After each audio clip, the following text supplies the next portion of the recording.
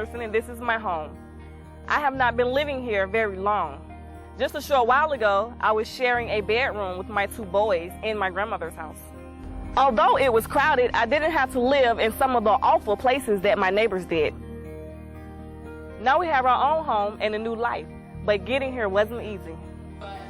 Prospective homeowners learn about Habitat for Humanity at orientations held monthly at our facility.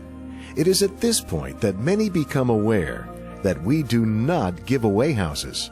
Habitat is a hand-up program, not a handout. In order to qualify, applicants must meet 3 requirements. First, they must demonstrate a need for decent housing. Secondly, they must have the ability to repay a no-interest mortgage. And third, in addition to working sweat equity, the applicants must attend a series of 12 classes that include budgeting and home maintenance. Background checks are very much part of the selection process.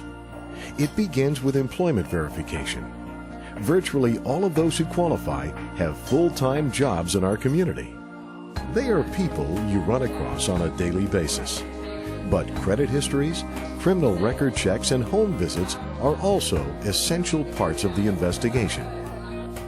Finally, the applicants must be legal residents of the United States and Indian River County.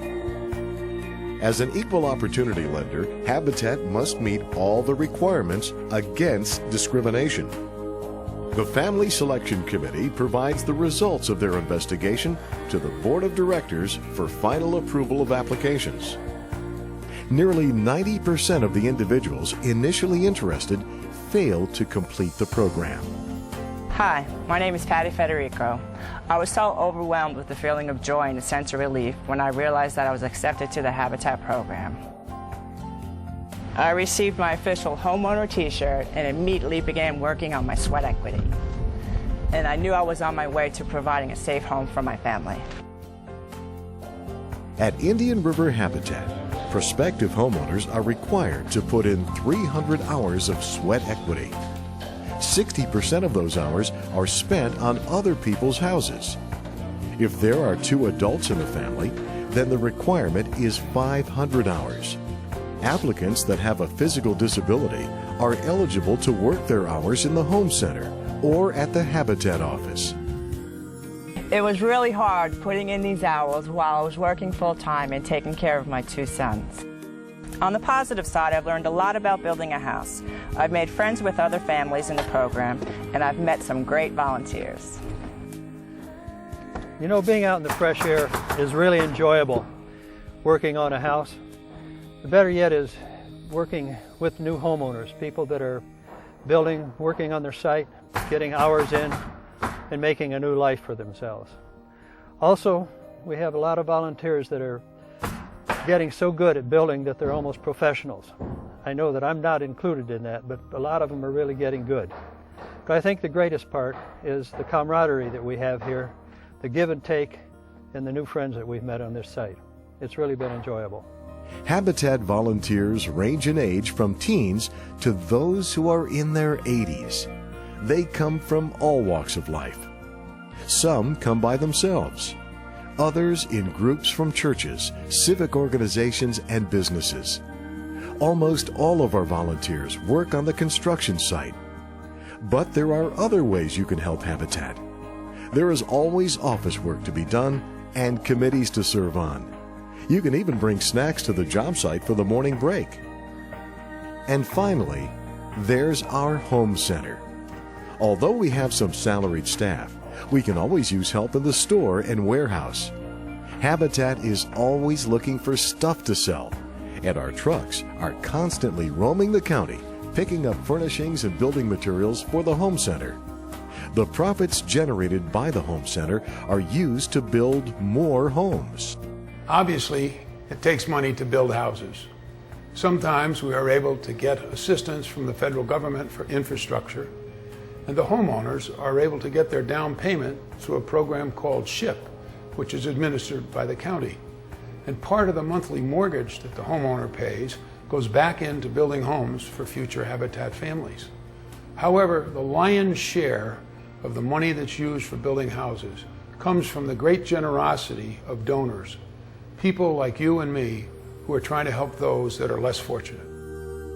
When a future homeowner, sometimes with the help from friends and family, completes 60% of their sweat equity hours, they get to choose their building lot. This is a big, exciting step. Habitat builds in several locations within the county at the same time. On occasion, we renovate an existing house, such as a foreclosure. We build homes in established neighborhoods, or clusters of 4 or 5 homes, or in small subdivisions. This variety of choice allows the future homeowner to live in a home located in an environment in which the family will be most comfortable.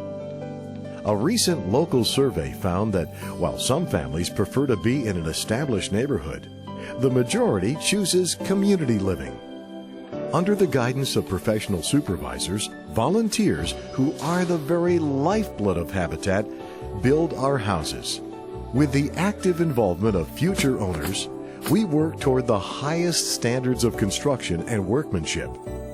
Habitat homes must pass the same rigorous inspections as any other house in the county and are built to the stringent standards of the Miami-Dade Code.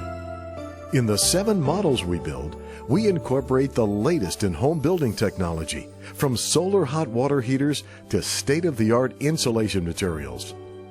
Closer to the coast, we have concrete block construction, so that our homeowners may benefit from lower insurance rates. In the western part of the county, we use stick construction, which is more cost-effective. Hi, my name is Ivan. This is my wife Erica. This is our 3-year-old son Ociel, and I'm a lawn maintenance crew leader. And I'm a bank teller. We live in Grace Meadows in this beautiful home. We were involved in building our house from the beginning. Before we closed, we had to have our debt paid off and $1,700 saved for our escrow account. We did it!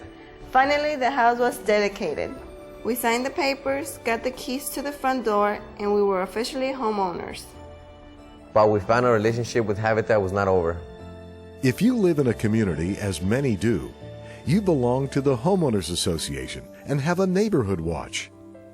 There is a scholarship program for homeowners' kids and an after-school subsidy program to help working parents.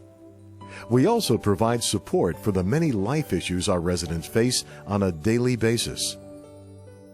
It's a great feeling owning my own home and adding things like this front porch. More importantly, becoming a homeowner has inspired me to think big.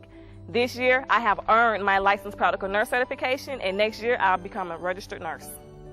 I am very fortunate that Habitat came into my life. We hope Habitat will come into yours as a homeowner, or maybe as a donor or volunteer. Thank you for spending a few moments with us at Indian River Habitat for Humanity.